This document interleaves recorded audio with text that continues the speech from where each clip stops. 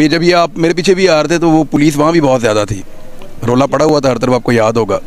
तो यहाँ पे भी नॉर्मल हालात नहीं है, क्योंकि एक पॉलिटिकल आदमी को पकड़ा हुआ है तो उसमें पुलिस की तो भारी नफरी होगी, वो इसलिए है यहाँ पे। अच्छा, सुबह कहा जा रहा था तबीयत नहीं ठीक, अब तबीयत ठीक हो गई या पुलिस के अच्छा, मैं वैसे हैरान हो रहा था कि डॉक्टर्स का एक जो पैनल था उसकी रिपोर्ट कुछ और कह रही थी, दूसरे की कुछ और कह रही है।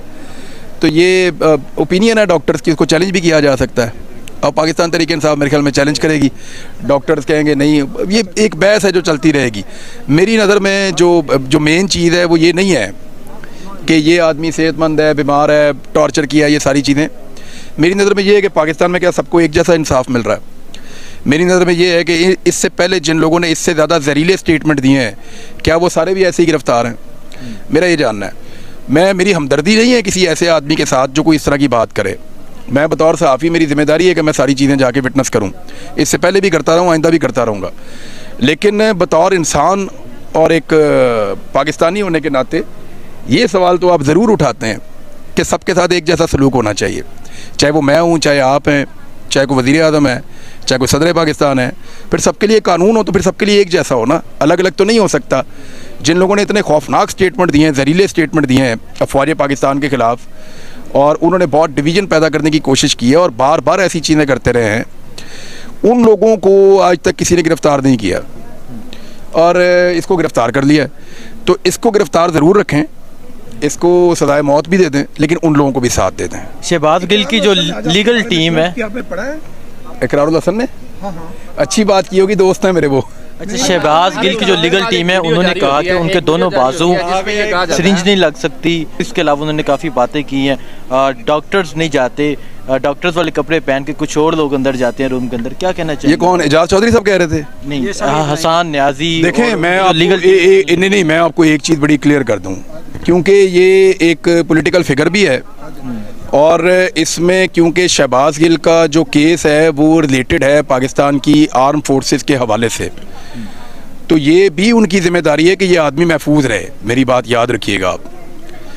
अब इसको खुदा न खास्ता कुछ होता है तो ये एक नया मुद्दा खड़ा हो जाएगा पाकिस्तान में, खुदा न खास्ता। तो ये उनकी ज़िम्मेदारी है, अगर कोई तहफ़्फ़ुज़ दे रहा है, कोई हिफाजत कर रहा है, और ये लोग मुझे यकीन है हमारी हिफाजत के लिए होते हैं जहाँ पे भी हम होते हैं। जब मैं जहाँ पे पुलिस स्टेशन में मुझे लोग लेकर जाते थे ना, तो वो पुलिस वाले ऐसे इशारा करते थे कि वो वहाँ पे कोई और लोग भी हैं। तो मैं उन्हें कहता था बड़ी अच्छी बात है यार, दे आर फॉर मी, और मुझे इस बात का यकीन है कि वो मेरे साथ कुछ बुरा नहीं होने देंगे। तो मुझे तो इससे कॉन्फिडेंस मिलता था। सुना है आप क्या बुरा हुआ था या नहीं? चुप कराया जाएगा, अल्लाह खैर करेगा।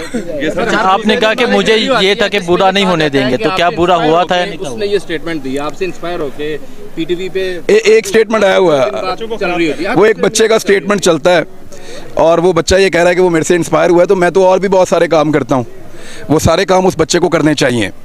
और मैं ये चाहता हूँ कि यानी वो बच्चा है, माइनर है, मैं उसको कोर्ट में ले जाना नहीं चाहता, छोटा बच्चा है ना, मैं उसको कोर्ट में ले जाना नहीं चाहता, उसका करियर ख़राब हो जाएगा। अव्वल तो एक बच्चे की आप उसका आपने करियर ख़राब कर दिया है, वो बेचारा जब बोलता है तो लोग उसको देखते हैं, वो अपनी सोसाइटी में कैसे मूव करेगा, अपने कॉलेज यूनिवर्सिटी में। उसने एक घटिया हरकत की है और बड़ी गलत हरकत की है, उससे उसको उसके वालिदैन को इसके लिए जो है वो उसको सज़ा देनी चाहिए और आइंदा उसको एहसास करना चाहिए कि ऐसी गंदी हरकत नहीं करनी। लेकिन क्योंकि वो एक बच्चा है, मैं उसको अदालत में नहीं ले जाना चाहता, उसका करियर मज़ीद ख़राब नहीं करना चाहता, पहले ही वो बहुत गंदा हो गया। अब वो किस मजबूरी से मेरा नाम ले रहा है, मुझे एक जुमला मैं अगर अदालत में ले जाऊँ और पूछूँ कि बताओ बेटा वो जुमला जाओ मैंने बोला और जिसकी वजह से आपने ये सारा कुछ किया, तो मैंने तो कभी बच्चों को ऐसी तरबियत नहीं दी और ना कभी ऐसी बात कहता हूँ। आपका प्रोग्राम जो बंद हुआ उसके बारे में पहले की सियासत में क्या फ़र्क है?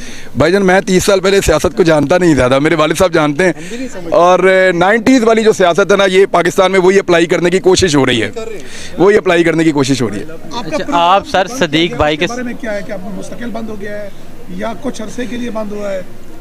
कुछ भी मुस्तकिल बंद नहीं होता, सिर्फ वक्त होता है। अमाद यूसुफ ने बड़ी खूबसूरत बात की, एक ही बात में उसने सब कुछ कह दिया। उन्होंने कहा था कि ये वक्त भी गुजर जाएगा, तो ये वक्त गुजर जाएगा, इंशाल्लाह गुजर जाएगा। आप सदीक भाई के साथ यहाँ पहुँचे हैं, क्या इन्फॉर्मेशन दिया कि क्या चल रहा है? अभी तो सिद्दीक जान साहब के साथ मैं आया हूँ और वही बताएंगे कि क्या मैं इस शहर में उनका मेहमान हूँ और उन्हीं की दावत पे मैं हमारे भी मेहमान। जी, बड़ी मेहरबानी आप सबकी। चैनल शुरू करने जा रहे हैं नहीं नहीं सर, मैं किधर से अब चैनल, ये हालात हैं चैनल नया शुरू करने के, पुराने चैनल नहीं संभाल पा रहे तो नए कैसे शुरू करेंगे। सर जज़ाकल्लाह, बहुत शुक्रिया sir, thank you very much. Thank you sir.